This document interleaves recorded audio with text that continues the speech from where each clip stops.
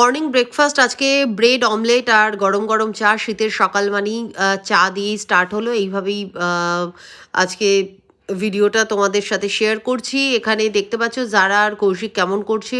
যারা আজকে বদমাইশি করছে, ওকে নিয়ে একটুখানি পড়াতে বসলো। তারপরে কৌশিকের যেহেতু অফিস আছে, তাই স্নান টান সব কমপ্লিট করে নিল। আমিও ইন বিটুইন স্নান পুজো সব কমপ্লিট করে এবার সবার জন্য পুরি নিয়ে চলে আসলাম। পুরি রাজমা এগুলোই খাওয়া হচ্ছে, দারুণ হলো।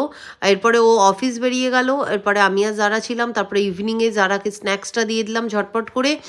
এরপরে যারা বলল যে আমি ডিনার করব নুডলস, আমি রুটি ফুটি কিচ্ছু খাবো না।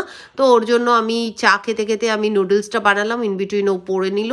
এরপরে নুডলসটা দিয়ে দিলাম, বলছে খুব সুন্দর হয়েছে, খুব খুশি। আর এই দেখো হঠাৎ করে মেয়ের আবার কি হলো, রেগে গেল আমার সাথে। কি হলো, মুখটা ঘুরিয়ে নিল।